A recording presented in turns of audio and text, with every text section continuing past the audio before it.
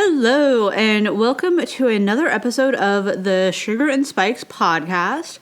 And man, you guys are so lucky. We're rolling with this total guest run with Tammy. Hi. So congrats. You guys don't have to listen to me ramble. Yay! And boy, are you guys lucky that you don't have to listen to me ramble today. Because today's topic stemmed from me scrolling through the Facebook and seeing a status post, which I'm not going to read because I'm not going to be calling people out on Facebook because I don't roll like that. No.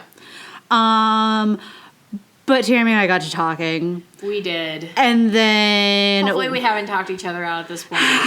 Interesting topic. And then we looked for a quote because I'm not going to open with what exactly was said, but we looked for a quote that would kind of capture it. And in case you didn't gather from the title, we're talking law of attraction. Yep. And The Secret and all of that stuff. And I feel like I have so much to say before we even get into the quote. I will say as a precursor, this is kind of a topic that I've wanted to talk about for a while.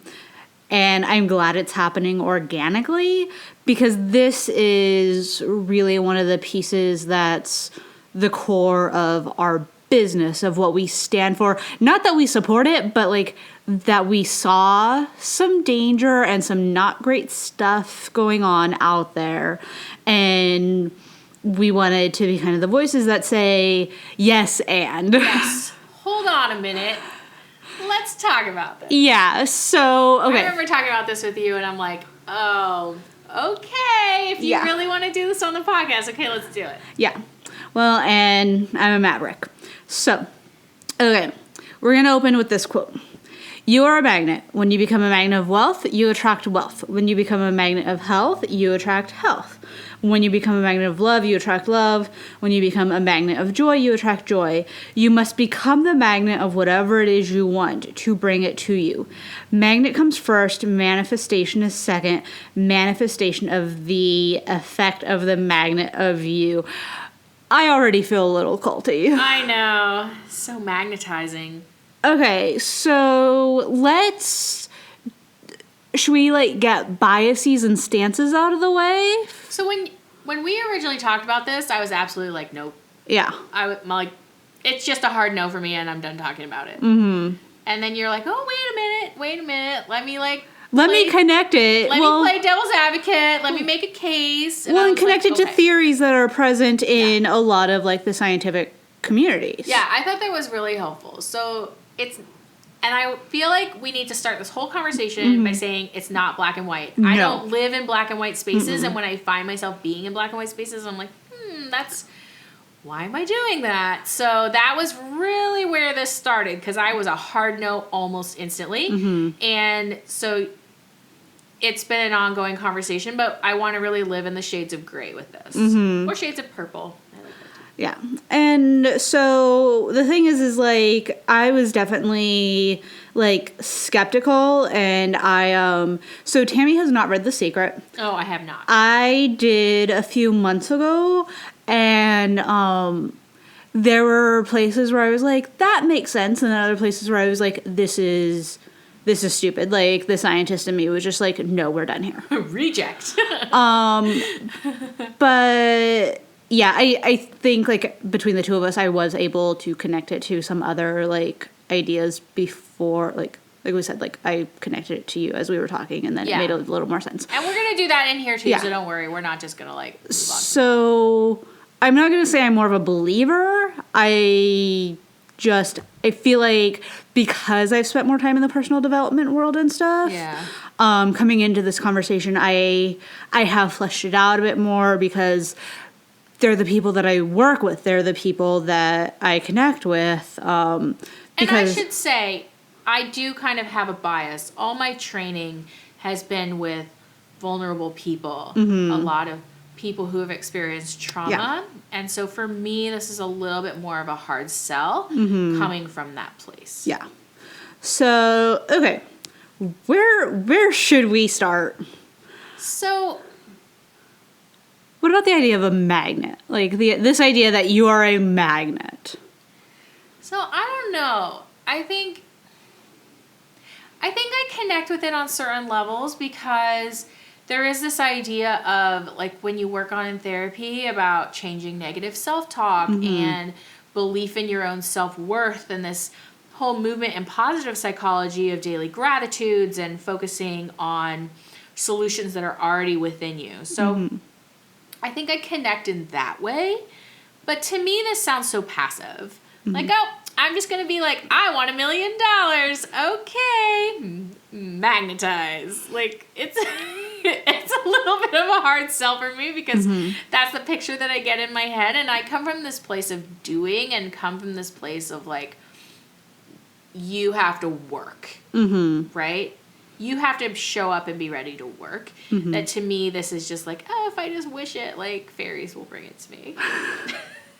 And I will say, so one of the teachers that I follow and kind of love and adore, but also like she challenges me, which is the good sign of any teacher. Sure. Amanda Francis talks a lot about like she teaches on money and stuff. Like, let's run with money just for the sake of this conversation. Yeah, let's do it. She teaches on money and like the energy of money, which is still weird to me.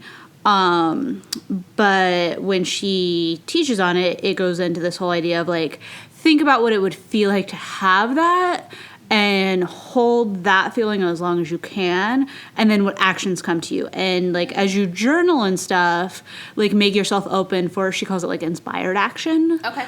And my experience kind of like playing around with those tools and stuff has been something along the lines of like, when I think about what it would be like to have all that money, I get really excited.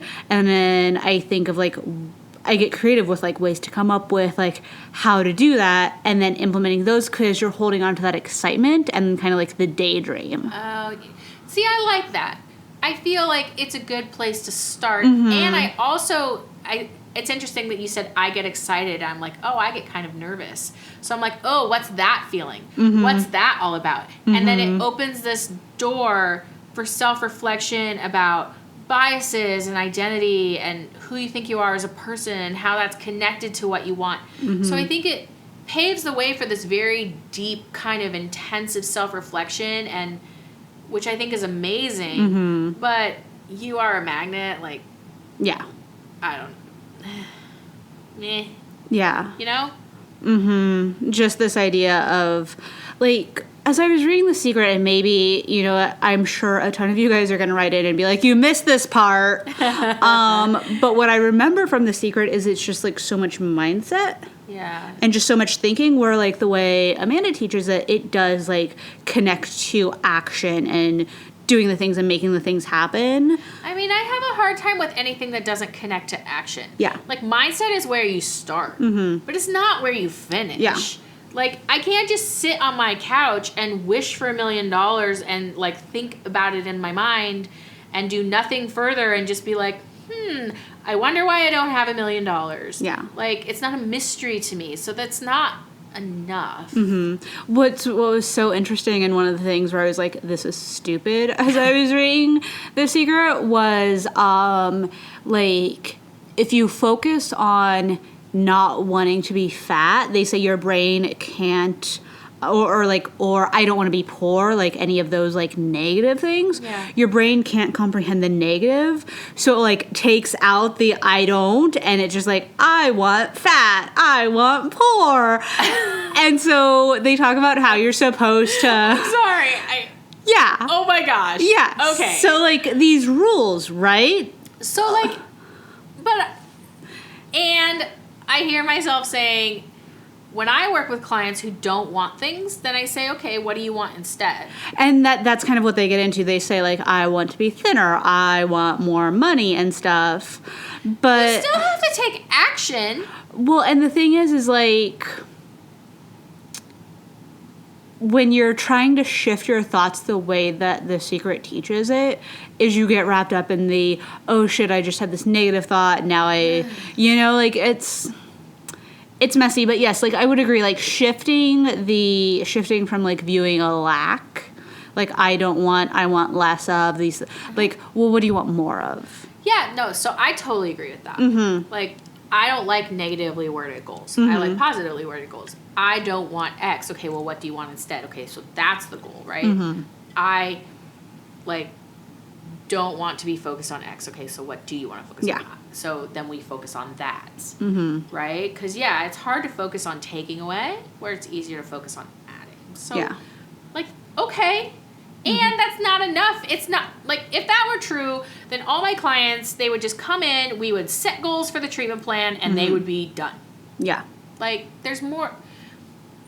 There's more. There's just more to it. Yeah. So, I mean, I think one thing that that really triggered this larger discussion was this idea that anything that happens to you, you've energetically brought about. Yeah. And I'm like, I fundamentally do not agree with that. Like, I agree that there are certain, I will go as far as to say there are certain elements that you may be able to, like, energetically match and energetically, like, make happen. Yeah. Like, I think money and stuff, you can work on your mindset and you can do the things. And if you keep going enough and hold it long enough, you're bound to get there. I think I honestly would say that that's a lot of, like, the law of statistics. Like, if you keep going, you're bound to hit something successful. Kick in after a while. Yes, and I remember you saying that to me, and I'm like, I fundamentally have to reject that. Like, I just have to. Because that kind of supposes that I am 100% responsible for everything that's ever happened to me. Everything. I was saying elements. I wasn't saying with everything. Yeah, no. But what you wrote, or what you were describing, idea that we're fundamentally, like, matched like, everything that happens to us something negative somehow caused. If something negative happens to you. I have to just fundamentally reject that straight out of hand and say no. Yeah. And for a couple of reasons. So I've told you guys this, like, I work with a lot of clients who have experienced a lot of trauma. And if you're going to tell me that person absolutely did that to themselves, I don't know, that very much crosses the line to me into victim blaming. Yeah. Right? Like the law of attraction provides, I'm going to get hate mail. The law of attraction provides a scapegoat for perpetrators. Yes. And to me, I cannot get on board with that, because you can't tell me that people have asked for the traumatic things that have happened to them. And I think for me, my fundamental worldview and the way that I connect with others is to say, you know, there are definitely things that have happened to you in your life that are not your fault. Yeah. That you didn't do those things to you. And it's not your fault that they happened. And yet they have. So how are we going to deal with the aftermath of those things? Yeah. How are we going to help you find a way to move forward, a way to move past, a way to make sense of those things so that you can live a fulfilling and meaningful life? I don't think that saying that they did that to themselves or somehow contributed to it, that just fundamentally, like, bumps up against that worldview that I just described. Yeah. And I think that, like, no matter on what level we're talking about, like, there's space for happenstance, for randomness, for things that happen. And, like, the thing is, and you know this as well as I do, like, our brains are wired to find patterns. Yeah.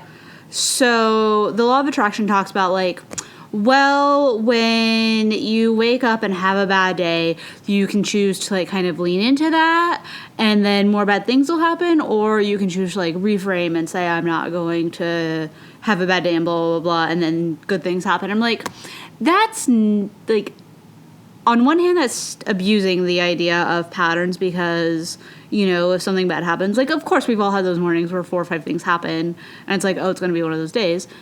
Like, so scientifically speaking, like, you're priming. Like, I'm having a bad day, and that's okay. So, like, how can I take care of myself through this, get to the end of the day, and, like, reset tomorrow?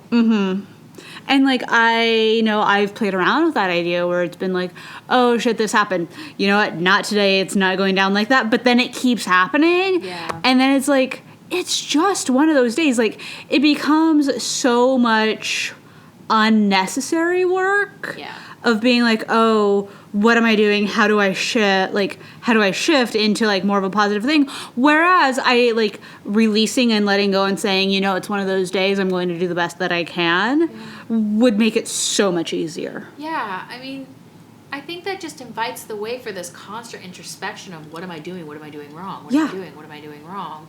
Like, and especially, like, what if it's not working? Mm-hmm. What am I doing wrong? It's all about me. But, like, the thing is like, even when I teach basic interpersonal skills, it's me and another person. Mm-hmm. And I fundamentally teach, I'm not responsible for what that person over there says to me, Mm-hmm. the actions that they take, the thoughts that they have, the emotions that they have. That is not my responsibility. Yes. That is where my boundary ends. Mm-hmm. So to think that somehow I have control over what they do to me, Mm-hmm. how? Yeah. How could that even be true? Yeah. It's like, how would you feel if it was flipped and if someone told you that Joe Bob down the street, like, has, what am I trying to say? Like, has control over you? Over me. It just gets messy. Like, Because if everybody's in control of everything that happened, like, I just don't even know how you make sense of that. and, like, I've seen it on, oh, lordy, I have seen it in Facebook groups and stuff where it's like, I want to be respectful of blah, blah, blah, and how, like, there's one person that's like, well, should I do trigger warnings around my weight loss and all of these things and stuff? And it's like, here's the deal. I worked in a level 4 locked treatment center. Yeah. Like, people they were kept out of society, and our lovely therapists, like our lovely clinicians, who I totally respect, and, like, it may have come across as sarcastic, but brilliant people in the field that I think and love, would always say, like, it is not my job to keep triggers from you. It's not. Like, and people are like, well, trigger warnings in society and all of these things, right? And it's like, no. Like, there's a difference between triggering someone and being a dick. Like, there's one thing. Yeah. But then also, like, when I see people trying to walk on, like, thin ice in order to account for other people's feelings, like, someone will always be triggered. Someone will always be offended. So, like... Well, I think that just speaks to, like, you're not in control of that. Like, if it just reminds me of the conversations we've had about boundaries. Mm-hmm. Boundaries is this idea of, here's where my emotional labor ends, and here's where yours starts. Mm-hmm. And, like, to think that I'm totally in control of my interpersonal relationships, like my relationship with you. Mm-hmm. Like, that is completely ludicrous. I can see, although I will say, it to me is an effort to reduce anxiety, to try for people who can't manage the anxiety that's created by this idea that I'm only in control of myself. Yeah. Right? Mm-hmm. I'm not in control of what other people do, say, act, etc. I'm not in control of things out in the environment. So that can create a certain amount of anxiety. So there is a certain amount of comfort in this idea that, well, if I'm responsible to everything that happens to me, then I don't have to be anxious about it because I somehow created it. Mm-hmm. Right? Like, I get that.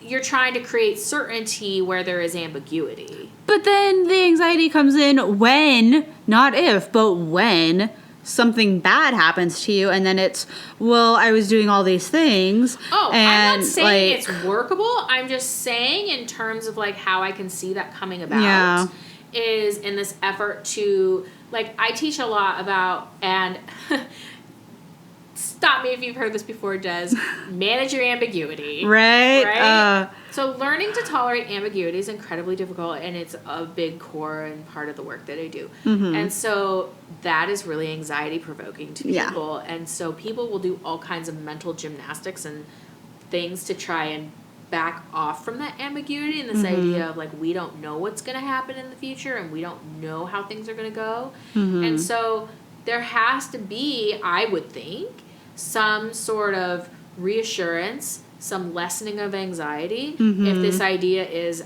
I've created everything that's happened to me. Yeah. It gives you a false sense of control, and control makes us feel good. Control makes us feel certain. It makes us feel grounded. It makes us feel like we know what's going on, right?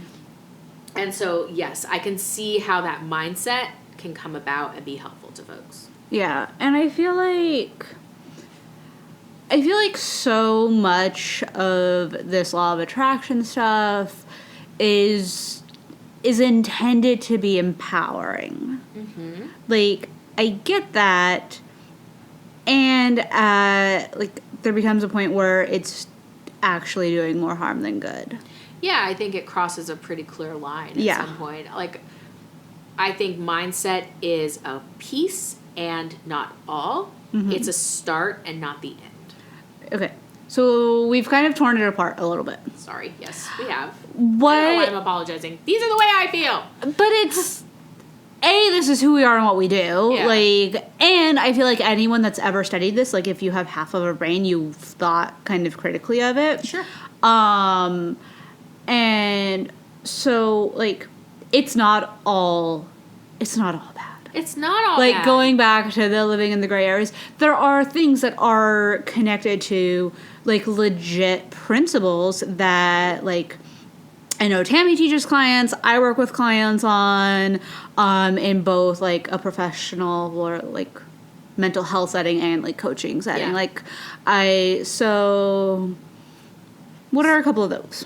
So I think mindset really important. I think if you have a lot of internal like negative self-talk, if you really want, like we were talking about money, but if money brings up anxiety in you or it brings up like this idea of like, oh, that's not who I am. Yes, it's going to be hard to accomplish those goals. Yeah. So I think that there is work to be done there about, oh, I wonder why it brings up that anxiety in you. I'm wondering what that's all about. Yeah. And then you have this very much larger conversation. And I think, but from the way that I work, it's behavior, change in behavior is what's gonna really generate change. And so I think mindset is like it's this idea of insight being needed and not sufficient. You can have it. Yeah.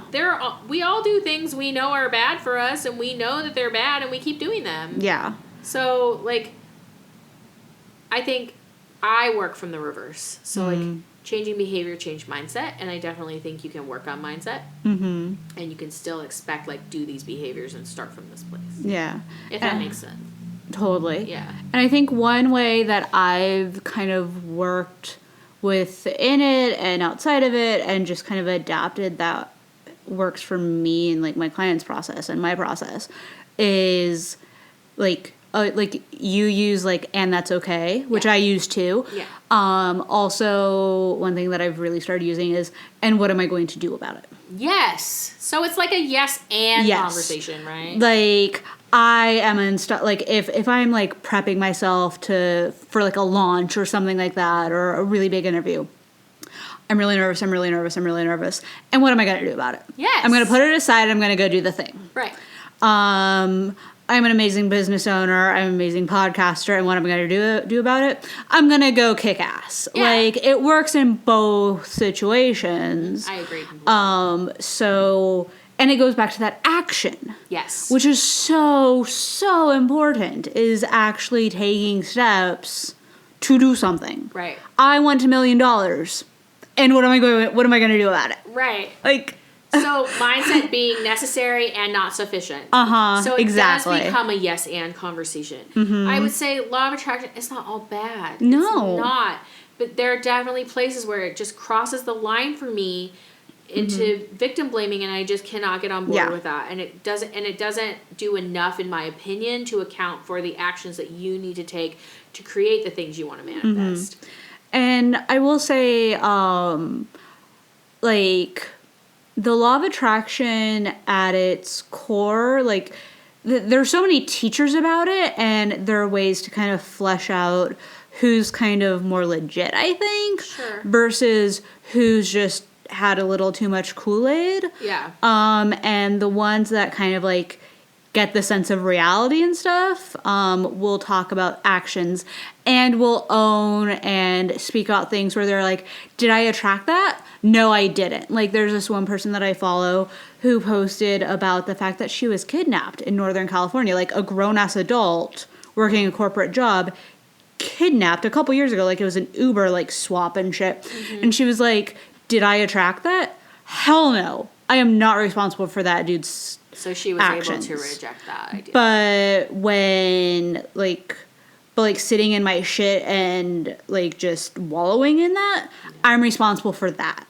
Yeah. I'm like, okay, you process your stuff. I get that. Right, so it's safe that teacher. It's the recognition of boundaries. Yeah. There are boundaries to what we're in control of. Mm-hmm. There are boundaries to what we can control. Yeah. And so if you can take law of attraction and incorporate boundaries into that, I'd say it could be more valuable. Yeah. Okay. I also think that there are, like, basic skills that are presented within the concept, like meditation, mindfulness, things like that, that are super helpful, and we're starting to see to be more evidence-based. Yes. So one thing that I was thinking about is, like, if you think about some ways of doing therapy, there's this idea of, like, loving kindness towards yourself, loving kindness towards others. Mm-hmm. And that's all mindset. Yeah. Mindfulness is mindset, like watching your thoughts go by like a cloud and not fighting them, and kind of seeing them as something not to fight against, but to work with. Yeah. I think all of that kind of sits alongside the law of attraction, because there is something to be said for that. Mm-hmm. So yes, I would agree. Yeah. I don't know how this connects, but something you said, like, made me think about this, and it could be good for folks listening. But it was, like, noticing thoughts and letting them go by and stuff. And one journaling practice that I've kind of taken on lately, because I've been in a funk, it may be, like, seasonal affective disorder or something. Who knows? Take some vitamin D. Right? It's totally where I'm going. But I'm going to give yet another shout out to Amanda Francis, where she taught this journaling exercise where it's like, well, what's going on under the surface? I feel blah, blah, blah. I feel scared, anxious, all of these things.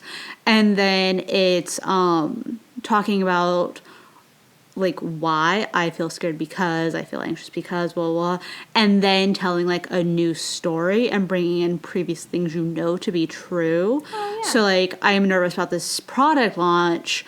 Well, I've spent a lot of time working on it. I gave it my all. Sure. Like, I feel confident in this, and so, like, swapping out things, so then by the time you're done with it, like, you leave on a positive note, right? It's just reframing. It's completely just reframing. Which is so important. I'd say just. I hate that word. I don't know why I use it.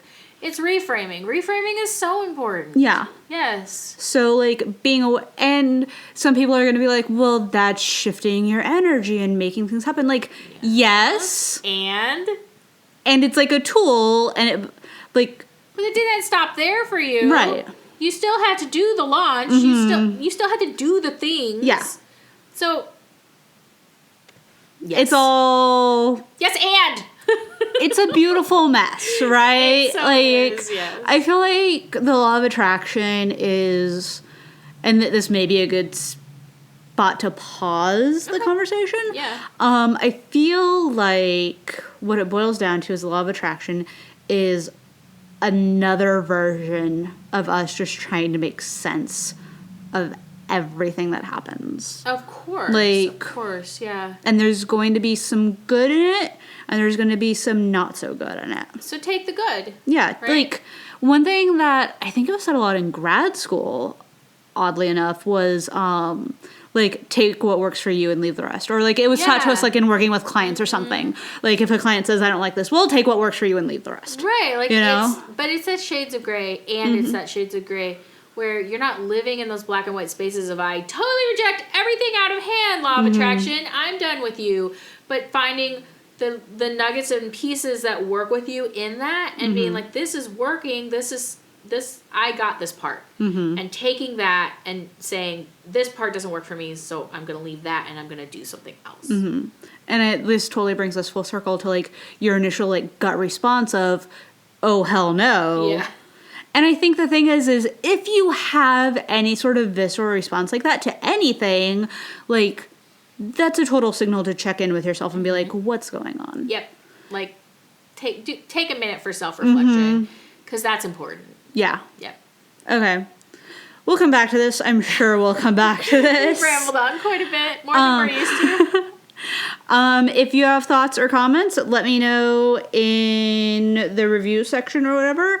And if you want more of our thoughts on these things, you can go to DesireeW.com. All of my social media links are there, or if you want to go directly to the source, I am Des W, Ms. MBA across the board.